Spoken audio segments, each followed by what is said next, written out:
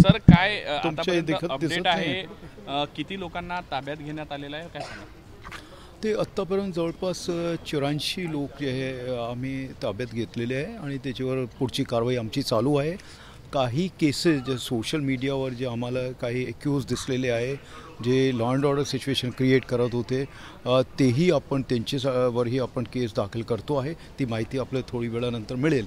परंतु आमचं जे आहे सोशल मीडिया असो किंवा जसं मी सुरुवातीपासून सांगतो आहे, ज्यांनी याच्यात भाग घेतला किंवा व्हायलन्स क्रिएट करण्याची किंवा र्युमर्स पसरवण्याची प्रयत्न केलेला आहे, त्या सगळ्यांवर आपण हे कारवाई करतो आहे. आणि आज शहरामध्ये शांतता राहिलेली आहे.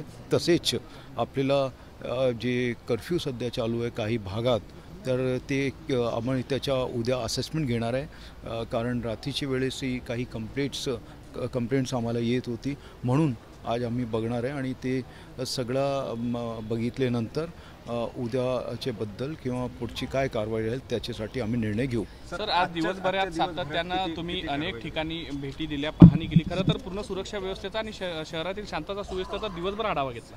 बरोबर आहे. आम्ही पूर्ण शहरामध्ये आम्ही फिरलो, आमचे सगळे अधिकारी फिरले, आम्ही जे पॉईंट्स लावले ते सगळे चेक केले आणि तसेच रात्री आपण कसे व्यवस्था ठेवणार तेही आम्ही चेक केला. आज जे दिवसभरात जवळपास 27 ते 30 पर्यंत लोकांना आपण आत्तापर्यंत ताब्यात घेतलेलं आहे. त्यांना शोधून आम्ही पकडलेलं आहे. ज्याचे नाव होते कंप्लेंटमध्ये किंवा जे व्हिडिओजमध्ये दिसले होते ते सगळ्या असे लोकांना आम्ही ताब्यात घेतलेलं आहे. सर, हिंदी में जानना चाहेंगे, आज दिन भर में कई जगह आपने खुद जाके जांच की है, कितने लोगों को पकड़ा गया है और किस तरह से सुरक्षा व्यवस्था का आपने जायजा लिया? आज जो है हम पूरे दिन में हमने कार्रवाई की है और उसमें जो भी पॉइंट्स थे, जो अफेक्टेड एरियाज़ थे, उन सभी अफेक्टेड एरियाज़ में विज़िट की और उसमें जो भी लोग इंडल्ज कर रहे थे, जो इसमें जो परसों इशू हुआ था यहाँ पे लॉ एंड ऑर्डर जो सिचुएशन हुई थी, उन सभी के ऊपर जो है कार्रवाई शुरू है. और एरियाज़ में कहाँ पे एरिया में कोई सब जगह पे शांतता है कि नहीं, क्योंकि आगे कर्फ्यू के बारे में भी हमको सोचना है. तो ये सारी चीज़ों का असेसमेंट आज लिया गया और इसके ऊपर एक्शन लेने वाले हैं. सर, महिला पोलीस कर्मचाऱ्यांवर जे अत्याचार झाला ते कंप्लेंट गणेशपेठमध्ये दाखल झाली. किती आरोपी त्यात असतील? जो मेन एक गुन्हा आहे त्या गुन्ह्यामध्येच ते कंप्लेंटचा एक भाग आहे आणि ते आपण व्हेरीफाय करतो आहे आणि त्याचे व्हिडिओ, कारण उद्या एव्हिडन्स आपल्याला हे करायचे, तर सगळे भाग बघून त्याप्रमाणे आपण पुढची कारवाई त्याच्यात करतो आहे. आणि आरोपी जे जसं आम्ही सांगितलं की आजही आपण 27 आरोपी आत्तापर्यंत ताब्यात घेतलेले आहे, तर त्याचप्रमाणे आपण पुढची कारवाई करू. थँक्यू. या ठिकाणी म्हणजे आपण जिथे उभं आहोत असे जवळपास 11 पोलीस स्टेशनच्या परिसरामध्ये संचारबंदी आहे. बाकी शहर नॉर्मल आहे आणि काही लोकांना त्रास होत आहे. टीचर्स असतील, सकाळी विद्यार्थी असतील, परीक्षा असते.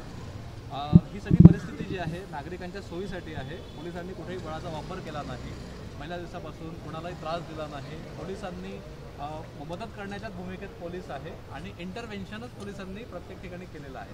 त्यामुळे हळूहळू हे कमी होत जाईल आणि पोलिसांचा मदतीचा हात आहे. आणि कोणाकडे काय माहिती असेल तर पोलिसांना न घाबरता, कोणाकडे काय माहिती असेल तर मदत मागण्यासाठी पोलिसांकडे यावं. तुमचं आव्हान काय? त्यासाठी आम्ही, कारण काय की शहरामध्ये शांतता राहिली पाहिजे, शांत शहर आहे आणि त्याचप्रमाणे आम्ही सगळ्यांना विनंती करतो आहे. परंतु जे लोक law and order situation create करतात त्यांचे विरोध, त्यांना कसे आतमध्ये टाकू आपण, तसेच जे स्ट्रिंजंट प्रिव्हेंटिव्ह ॲक्शन्स आहेत त्याच्यात मकोका असो किंवा MPD असो, त्याप्रमाणे आपण मोठी कारवाई त्याच्यावर करतो.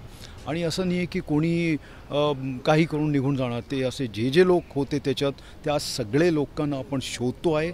म्हणून आपण जसं मी सांगितलं आत्तापर्यंत जवळपास 85ची पुढे जे आहे लोक आपण ताब्यात घेतलेले आहे.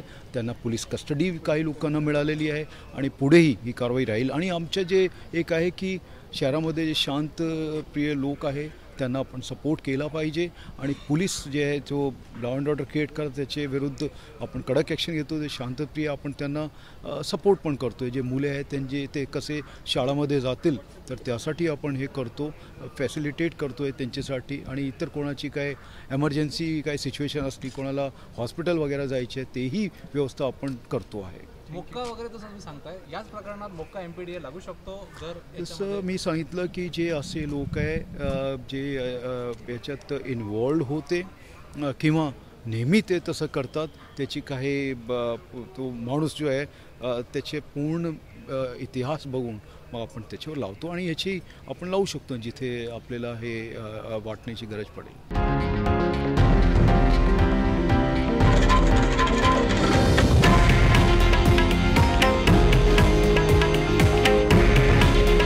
हे आहे देशातील नंबर 1 न्यूज नेटवर्क आणि आपण पाहत आहात TV9 मराठी. काळजी तुमची, हित महाराष्ट्राचं.